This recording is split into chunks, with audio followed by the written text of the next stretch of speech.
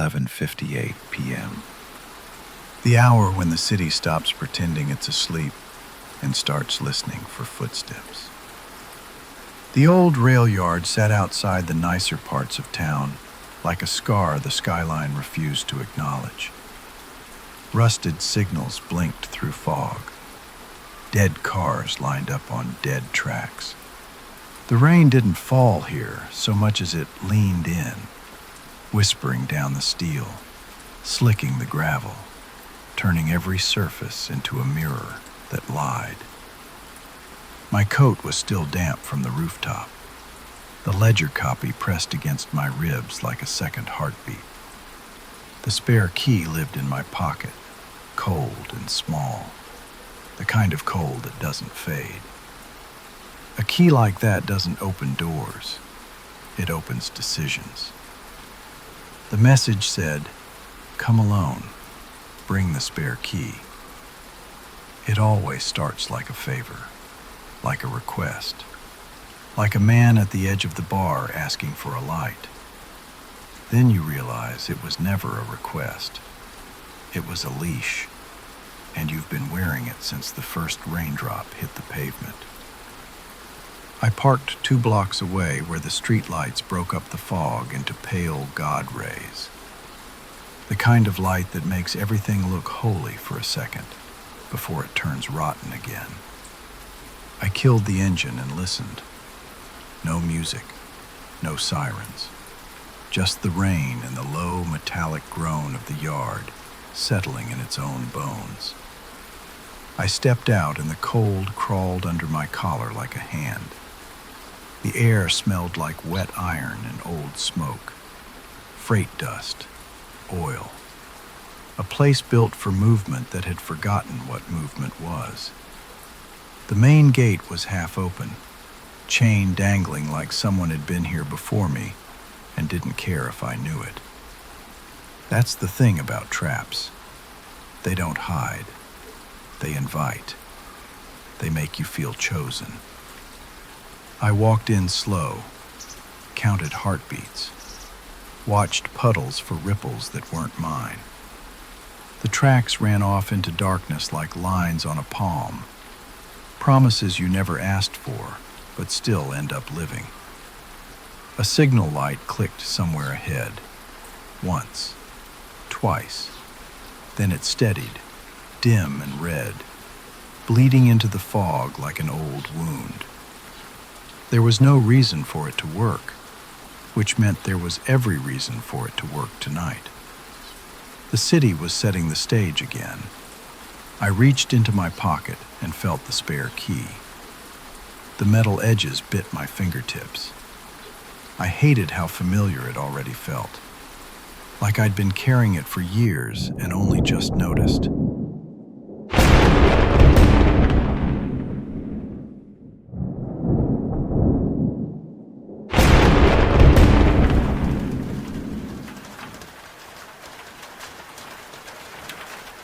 A sound moved through the yard, soft at first, then clearer. Not footsteps, wheels. Steel wheels, somewhere far off, rolling a few inches and stopping again, like a train shifting its weight in its sleep. I kept going. Between 2 lines of boxcars, an office building hunched under a broken awning, windows boarded, except one. That one window had light behind it, weak, yellow, the kind of light you get from a naked bulb that's been swinging too long. I stood in the shadow and watched. The bulb moved, a slow arc, like a pendulum, like someone was timing my courage. Then the door opened from inside with a thin creak that cut through rain. No hand appeared, no face, just an opening. I stepped in. The air was warmer, but it was the wrong kind of warm, stale, trapped, soaked into paper and wood. The smell hit hard. Damp files, rust, cheap coffee burned into the walls. The floorboards complained under my boots. Every sound in that room felt like it was being recorded. On the desk, a gray phone, old, heavy, the kind that survives decades because nobody calls the number anymore. Next to it, a metal locker, painted army green. One dent on the door like a fist had tried to argue with it and lost. And taped to the locker, right at eye level, was a single line of paper. Use the spare key.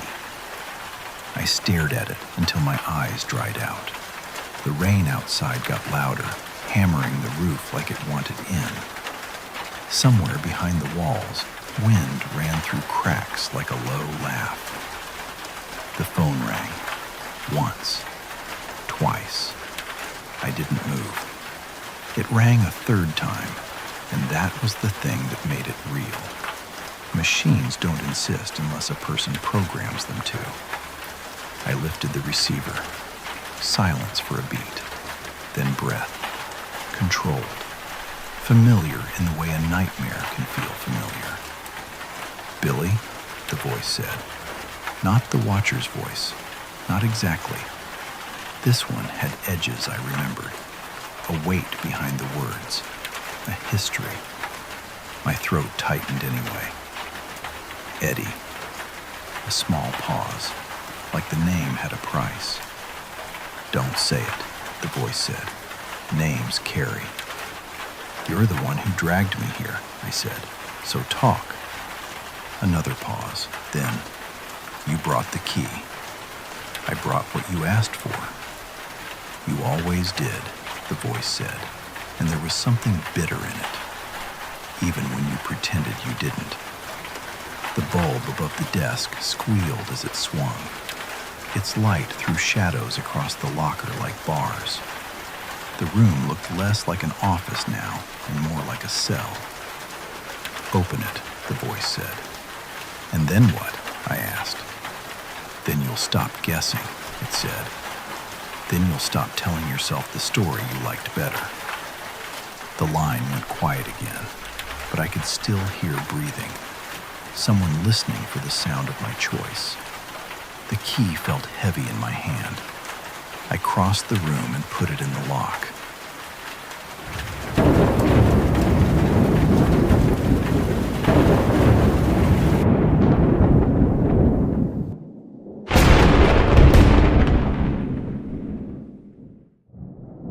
The key turned with a dry scrape that made my teeth ache. The locker door opened an inch, then stuck, like it didn't want to cooperate, like it knew what was inside. I yanked it. The door swung open, and the smell of old metal and wet cloth spilled out. Inside was a small waterproof case, black, scuffed, newer than everything else in the room, like a modern lie sitting inside an antique truth. I pulled it out and set it on the desk under the swinging bulb. My hands stayed steady. That's what fear does when it knows you've already decided to walk into it. There was a latch on the case. I popped it. Inside, a badge, melted at the edge like it had kissed fire. A lighter with oil stains and a scratched initial. And a photograph. The photo wasn't old. It was recent. Eddie Rourke, alive enough to look tired. Eyes narrower, face cut by some fresh line of violence. He stood in front of something industrial. Pipes, steel, a sign half visible behind him. And in the corner of the frame, caught by accident or by design, was a suit sleeve. Ash gray. My stomach turned slow, like something sinking. Under the photo was a sheet of paper, typed, clean. No handwriting, no romance, just truth in a business suit. I didn't die. I signed. I stared at the words until they blurred. Signed. That's what you do when you agree. When you stop fighting and start serving. When you trade your last piece of pride for a day more of breathing. The voice on the phone came back, softer now. He didn't die in the fire. My jaw clenched. No kidding. He made a deal, the voice said. Or they made it for him. Depends on how you want to sleep. You're telling me Eddie sold out? I said. A short, humorless exhale. You tell yourself whatever keeps your hands from shaking. The bulb swung and the shadow bars slid across the desk again. The room looked like it was locking me in while I stood there. Then the voice changed. Less personal, more practical. Put the ledger copy on the desk, it said. There it was.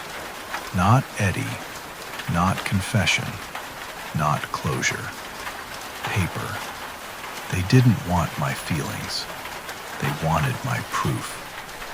The whole Eddie thing was bait dressed in memory. The key was the hook. I didn't answer. Silence is the only thing you can own in a room where everything else has been purchased. Billy, the voice said, sharper. Don't make this ugly. I smiled without warmth. Ugly is the city's favorite style. I reached into my coat, pulled out a folder. Let the bulb light catch it. Let the air see it. Let the watchers in the walls taste it. I set it on the desk slowly. Outside, the steel wheels moved again. A long, slow roll. Then a stop. Like someone was positioning something heavy behind the building.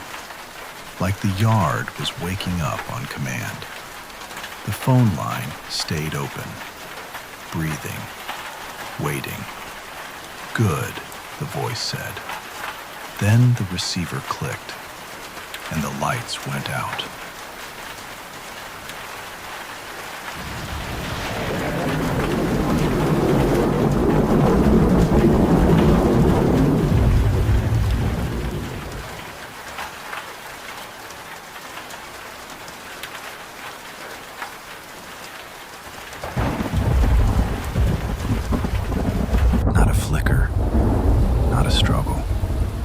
Just darkness, clean, absolute, like the city had shut a lid on the room. In the dark, sound sharpens. Rain on the roof. The bulb's chain still swaying, faint metal whisper. My own breath, too loud. Then a new light came on, low and red, seeping through the window slats. Signal light outside, making the room glow like a wound. A shadow filled the doorway, tall, still, comfortable in the dark, the way some men are comfortable in their own lies. The watcher stepped in, ash-gray suit, that thin smile. Eyes that never carry guilt because they don't carry anything. You made it, he said, like we had a reservation. I didn't move. Where's Eddie? His smile widened a fraction. Alive enough to be useful. You keep saying that like it's mercy. It's business, he said, and business doesn't do mercy. The red light outside pulsed once, and the shadows shifted. For a heartbeat, I saw another shape behind him, just a hint. Someone else. Quiet. Patient. The trap always had layers. He looked at the desk, at the folder. You brought what we asked for. I kept my voice flat. You asked for the key. He chuckled. Keys, files, names. It's all the same currency when you're paying for silence. A low rumble rolled through the yard. Deeper now. Real. Steel on steel. A coupling clank. The unmistakable sound of a train being assembled in the rain. The watcher tilted his head, listening like it was music. Hear that? I heard it. I felt it in my bones. A schedule, he said. Paid for. On time for once. The red light outside cut through fog in dirty shafts. God rays made of warning. The city's idea of a spotlight. You're going to take a ride, he said. I stared at him. I don't take rides I didn't choose. His eyes narrowed slightly. The smile stayed. You already did, the moment you opened the locker. He stepped closer, slow, like he owned the distance. Eddie wants you at the next stop. He doesn't get to want, I said. Not after signing. The watcher's smile thinned. You think he had a choice? I didn't answer. Answers are what they collect. I kept my hand near my coat, where the real weight sat, where the truth stayed warm against my ribs. He nodded toward the desk. Leave it. I let my fingers relax, let my shoulders drop. Let him see compliance the way men like him love to see it. Then I moved. Not fast, not dramatic, just a clean step sideways into the shadow, the way you step off a curb when the streetlight changes. My hand swept the desk, not to grab, but to scatter. The photo slid. The case tipped. Metal clinked. The bulb swung hard, squealing, throwing light and shadow across the room like broken film. The watcher flinched. Reflex. That was all I needed. I hit the door and went out into the rain. The yard opened wide, fog thick as regret. And there it was, headlights low through the mist, a freight engine creeping along the far track, pulling a line of dark cars like coffins on steel. The city wasn't chasing me. It was guiding me again. Behind me, the watcher's voice cut through rain. Billy! I didn't stop. My phone vibrated in my pocket. One message. Clean. Modern. Cruel. Final stop. I kept walking anyway, not toward the engine, but toward the dead rail. The track that didn't shine. The one that disappeared into the darkest part of the yard where cameras don't like to look. In this city, you don't follow the train. You follow who paid for the schedule. And tonight, I was done riding for free.